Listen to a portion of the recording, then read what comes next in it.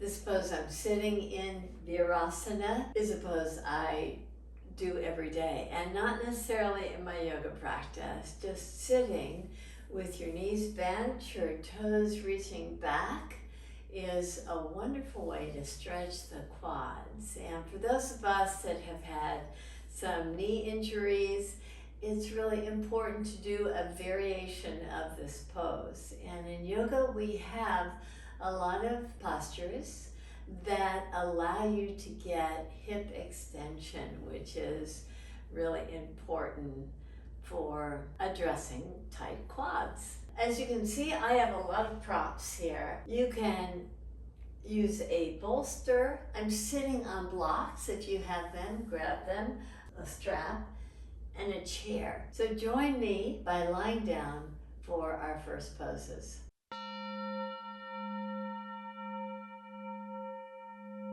With your knees bent, with your feet planted, with your feet about hip distance apart, lift your pelvis up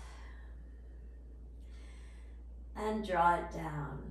Now these actions are very slow. You want to just keep a nice engagement throughout the cycle of the movement. Lift up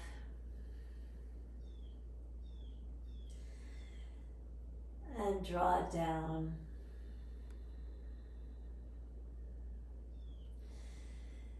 If you'd like to position your arms so that you can get a little bit more opening in the upper chest, press your elbows down with the arms in this robot form and allow the arms, the shoulder muscles to help you just create a little bit more ease in the slow actions that you're doing. As you lift up, the legs are active. You're pulling from the heels toward your pelvis, and you're just allowing this nice ease as you come down. You breathe in and just expand so fully. You breathe out and lower slowly down. Just keep a nice ease to your movements, a nice elongation to the spine by maintaining the curves. In other words, don't go down vertebrae by vertebrae. Just try to keep the alignment of the spine even as you do these actions.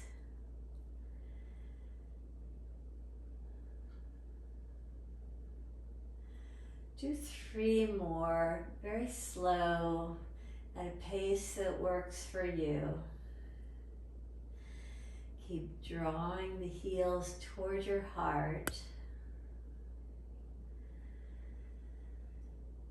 Maintain a very nice engagement at the back side of the legs.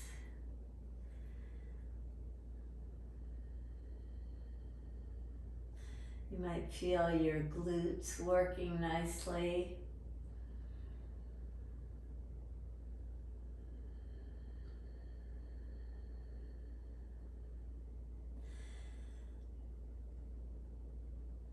And as you're ready, you can come to sit your pelvis on the mat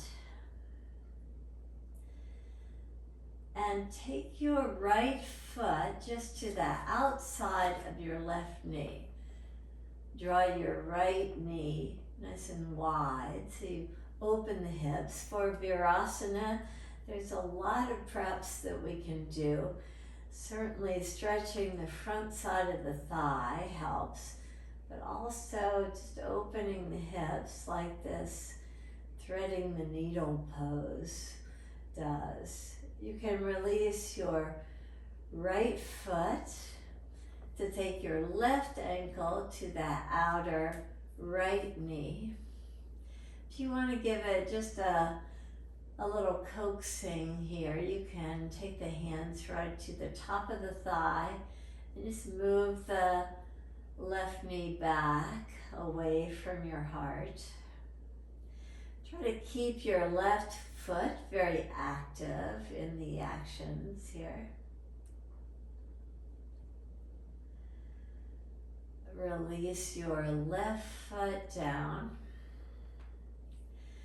Take your right foot to the outer left knee. Just free the ankle. It's not ankle on the leg, the ankle is free. Now lift up your left foot. Thread the interlaced fingers behind the left thigh. Just reach the right knee on its own action. Reach the right knee away from the right ribs. And just pause here. See if you can keep the legs really active. Even though they're not bearing weight, there's a way that you can, just through the spread of your toes, you can engage much more fully as you reach the right knee away from the ribs. The left knee is reaching away from the ribs, but the interlaced fingers are pulling the thigh forward as the leg energy pushes back. Release out of the pose. Park your right foot down. Take your left ankle to the outer right knee. Draw your left knee just a little bit further from your left ribs. Pick up your right foot. Interlace your fingers behind the thigh, maybe right at the belly of the hamstrings there. On its own power, draw your left knee away from the left ribs. And breathe very freely and naturally. Just hold the pose. If you feel like you're pressing the low back to the mat, see what you can do just by pressing the right foot just a little bit further toward the back edge of the mat. How you can just refine that lumbar curve. So even though it's a very static pose, you want to see how you can make the muscle engagement very dynamic, really engaging fully. Just enjoy your breath.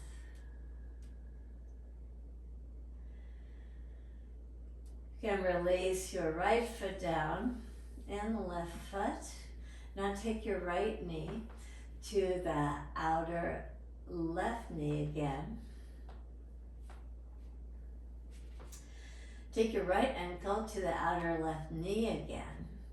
Press your elbows and let's combine the two poses we've done. So with the bridge, you have this nice lift of the pelvis and you reach from the pelvis to the knee to get length. Now draw down very slowly, maybe not even touching the earth. Can you just draw down slowly while keeping the leg engagement before lifting up? So you get this nice opening of the front side of the body, nice length on the top of the left thigh. Now slowly draw down. And again, if you can avoid touching, just go as close to the mat as possible. Lift up a third time. Just get this nice fullness in the breath. And slowly take your pelvis down toward the mat. Maybe even slowly come to the mat to rest. Take the right foot off the left knee and take your left ankle to the outer right knee. Do the actions of engaging the legs fully before lifting your pelvis off the mat and And reaching as far as possible from the pelvis to the knee, almost like you're trying to grow your left thigh. Lower yourself toward the mat.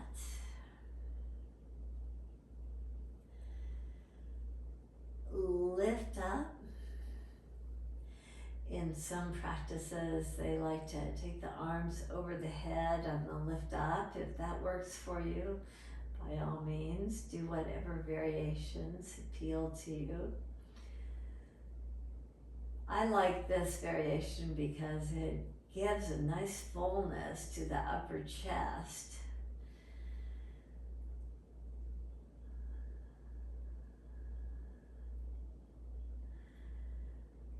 We'll do this 3 cycles, and after your 3 cycles, you can slowly make your way to rooting the pelvis to the mat and take the left foot off the leg. As you stretch your legs out, reach your arms up and enjoy this nice fullness that you get. Walk your hands over to the right side, your feet over to the right side. Engage nicely the breath. Maybe even cross the left leg over the right. And maybe even take hold of the left wrist with the right hand, just to give a little bit more space to the side body. Maybe you can inch your feet and your hands a little bit further in the side body stretch. Now slowly release the grasp of your hand and come back to the center position. Just pause here in a supine Tadasana pose. For taking your arms up again and walking them over to the left side. Take your feet, walk them over to the left side. Your choice, if you want to stack your right ankle over your left, do that. Or if you want to just grab hold of the right wrist with your left hand to feel like you're getting a little bit more length there to the side body. So the left hand is pulling the right, but the right is resisting. Let your breath create just a little bit more fullness through length. Length of the in-breath, length of the out-breath, length of the pause between the in-breath and the out-breath, length of the pause after the out-breath and before the in-breath.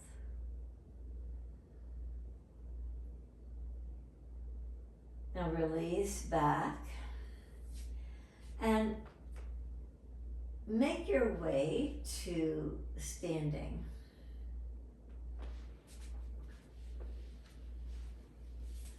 And stand in Tadasana. In your standing pose, get a nice fullness. You were lying down for a bit, so just allow yourself time to root down, to get very solid on the earth. We'll be balancing and giving our thighs a nice stretch. If you have a strap, you might want to grab it. We'll be holding on to the right foot, and sometimes using the strap is a distraction. Other times it really helps you out. So find out what works for you, and it could be different actions on each side. We'll start with the left foot planted and the right foot lifted. This practice is mostly about creating a little bit more length in the tops of the thighs and more opening in the hips. So if you want to be near a wall or a chair for this thigh stretch, then please do that.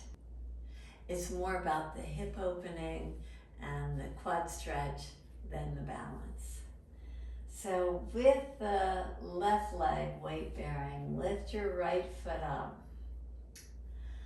and see if you can find either your pants or your ankle or the top of the foot. And as you stay balanced, just reach your right knee back slightly. Now engage the leg a little bit more fully. That is, take the right foot away from your pelvis. Just keep this nice engagement as you stand.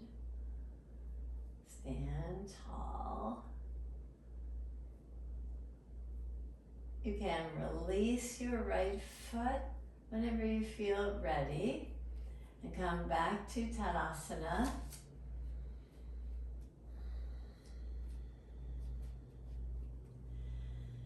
Take your weight to your right leg, and now that your right leg is weight bearing, just find a way to create balance on the right leg as you hold on to the left foot or ankle or shin or pants. Rather than leaning forward on this, see how you can just take all of your attention to the leg engagement. Not only the weight-bearing leg, but especially the lifted leg. Just reach it back. You don't want to have this feeling like the left arm is just carrying the left leg. Instead, the left leg is very active and actually resisting the help of the arm. And as you're ready, keep that and slowly release the foot down to the mat. You might want to use blocks for this next position. We'll start in a tabletop position.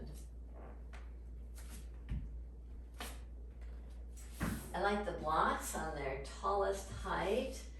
Step your right foot right between the blocks and just draw down to get a nice thigh stretch. Now draw back, tuck your back toes under, and lift your back knee up to come to a higher lunge. With the right knee right over the ankle, bend your left knee as if you're just drawing the left knee all the way down to the mat. I like using the blocks. A lot of people can do this without the blocks, so whatever works for you. If you want to take your hands to the knee and just draw down and lift up. Sometimes the knee gets a little cranky when you do this, so see if you can go slow, drawing down before lifting up. Let's do a few repetitions.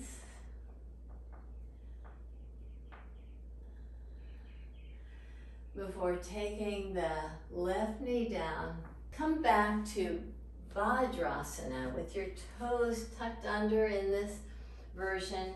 Just draw the pelvis back. Keep your hands to the mat for now.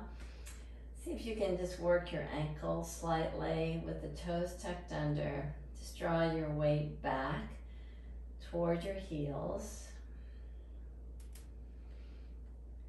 Maybe you can take a little bit more weight back to the heels by walking your hands closer to your knees. Maybe even taking your hands off the mat. Whatever works for you in this pose, where we just pause between the sides. Take your hands back to the mat and step your left foot forward. If you want to use the blocks, grab them. First, draw down. So you just kind of get this nice awareness of the back leg. Lift up, tuck your back toes under. Lift your back knee up and draw the back knee down. Lift up. This back knee is a little cranky, so you might hear a lot of cracking of this back knee. And you lift up.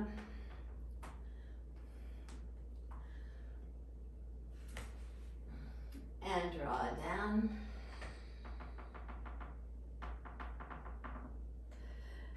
And lift up. And draw down.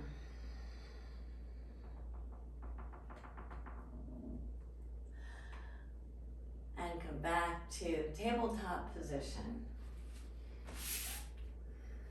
Tuck your toes under. With your hands to the mat, just draw your pelvis back again. Heels like to splay away from each other for a lot of us in this pose. So see if you can pull your heels in toward the midline as you relax your head and neck. Keep the armpits lifted.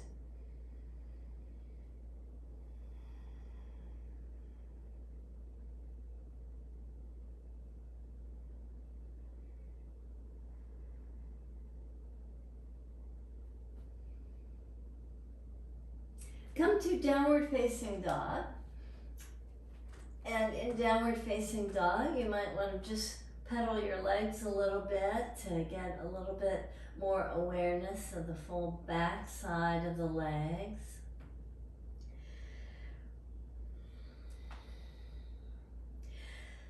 Look forward.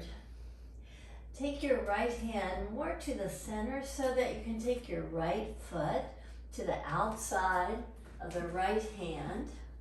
Take your back knee down. And as you do, just bow into that space to the inside of the right foot. Externally rotate your right foot just slightly. And see about drawing the forearms down. Now for some of us, the blocks really are helpful here, because you can just have a little bit more freedom using the blocks. And you can go a little bit deeper in your hip work. So draw your right hip toward the right side of the mat.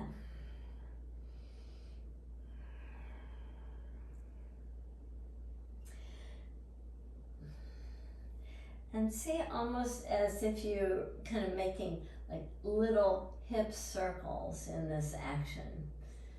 You're just kind of moving slightly, bringing your awareness to the hip area.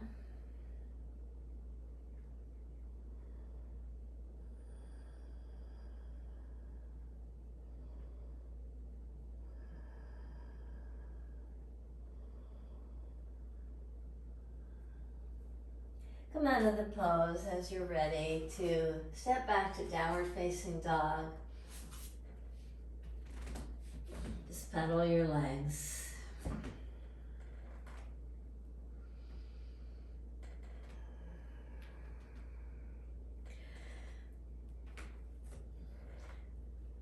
Now step your left foot toward the outside of the mat on the left side. Bring your right knee down. Turn your left toes out just slightly. And draw your forearms down. And once again, just to create a little bit more flexibility in the pose, I like using blocks. Many of you don't need those blocks, but see about just moving your pelvis in a nice kind of circular fashion.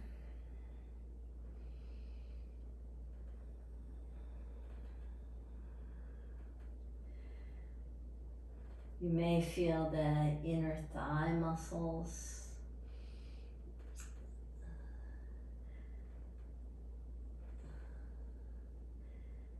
And you try to reach the left hip toward the left edge of the mat.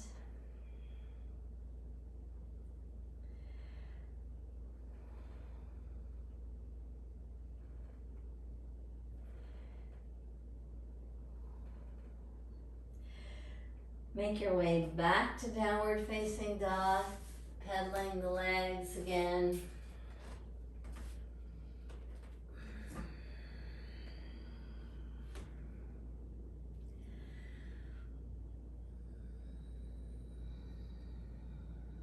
From downward facing dog, take your knees down to the mat.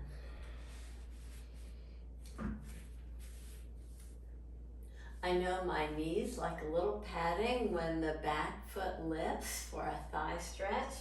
So I'm going to double fold the mat for that padding. So from tabletop position with the right foot forward. My left knee has a bit of padding here. So just draw yourself into a nice thigh stretch. Take your left hand down. See about lifting the left foot up. That might be just plenty for you. You can grab your strap if you've got it available, or see if maybe you can even grab your foot. So you don't want to take this too far. Just open the chest as you give your thigh a nice opportunity to draw a little bit deeper into the pose.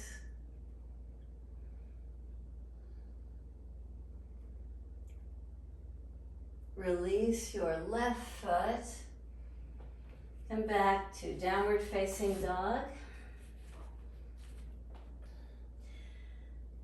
And make your way to tabletop again. From tabletop, move your left foot forward and draw into the pose. First, get a thigh stretch. See if you can lift up your back foot and hold on to the heel or the pants, or grab your strap. Just pause in the pose.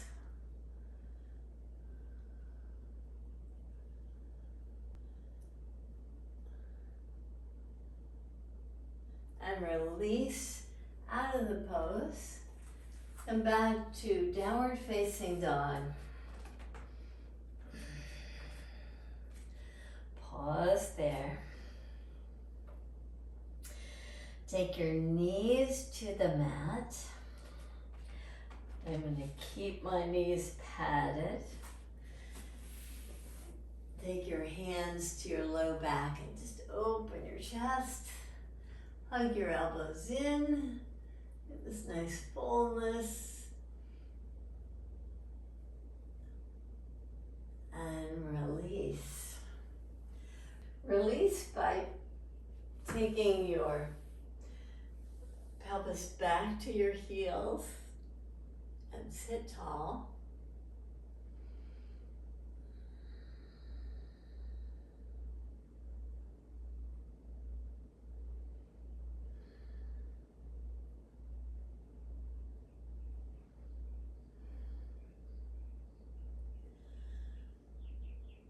We'll come to a seated pose now. Sit with your feet forward to begin with. Bend the right knee and draw your right foot back. Now this is not accessible to you. See if by elevating the left hip with a block or a book or blanket, whatever you have, if that makes it a little bit more accessible. So this pose of a half Virasana pose just allows you to just draw your awareness now to the bent leg. You've done a lot of thigh stretches and hip openers. Just come forward just very slightly. Now do the opposite, come back. Just walk your hands back so you've got a nice support. You're drawing back, just opening the chest nicely.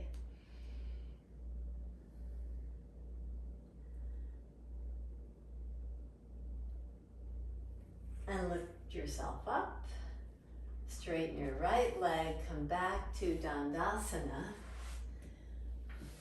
Just feel the difference between the legs first before coming to the second side. Bend your left knee, draw your left foot back. Get a little thigh stretch there. I felt like I had to elevate my pelvis on the left side, but this side feels a little bit more balanced. So find out for yourself if you need to just get a little elevation on the straight leg side. Draw forward slightly so you have a little bit more awareness of the straight leg. Now draw back so you get more awareness of the bent leg. It's a nice 2-for-1 pose. You just lift the chest nicely. Maybe you can go a little bit further. Maybe you can come all the way down. Your choice.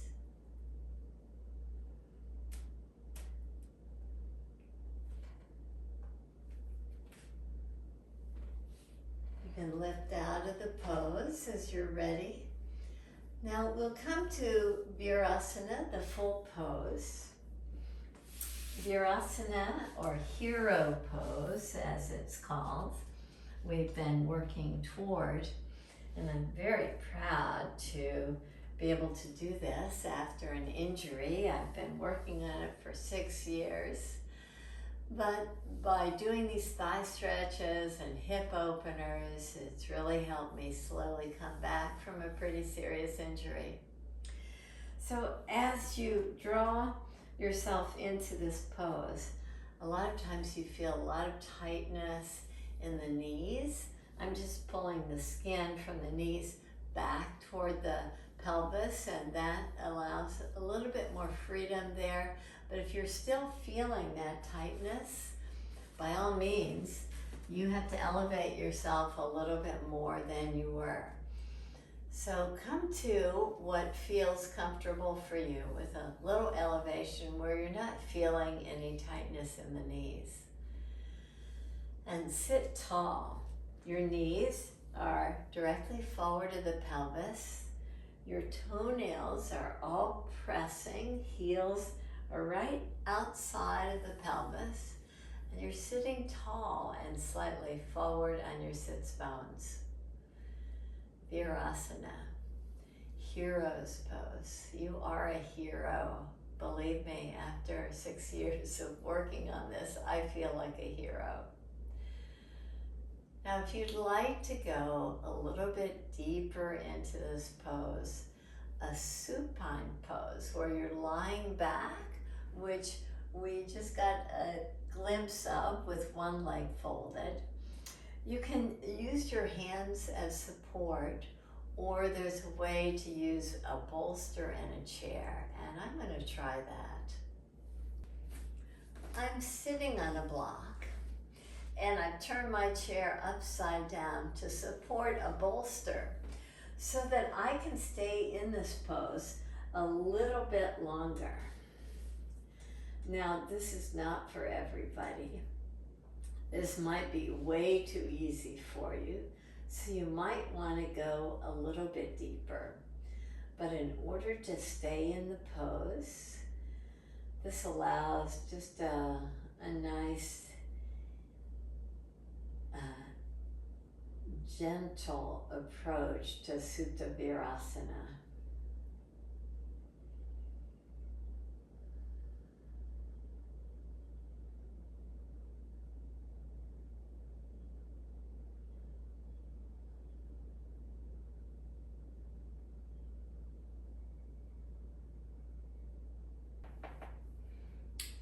if you feel like you got this, you want to go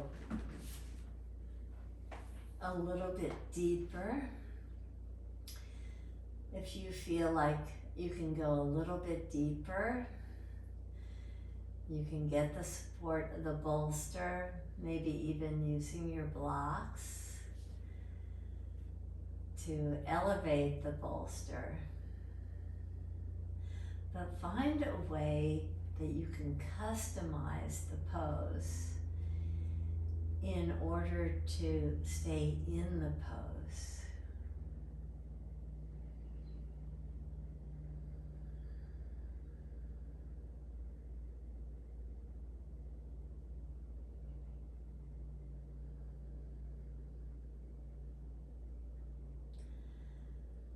So rest in the pose for as long as possible.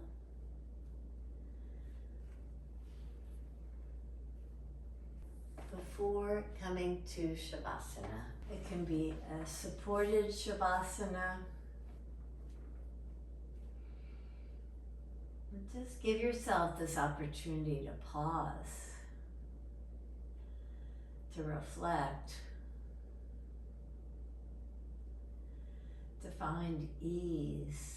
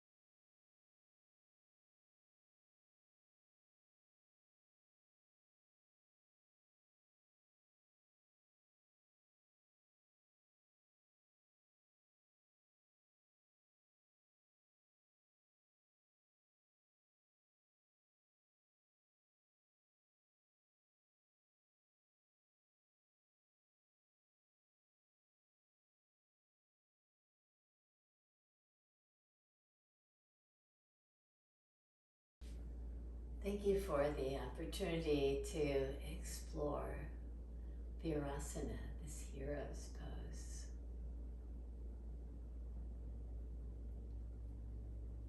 Enjoy Savasana. Namaste.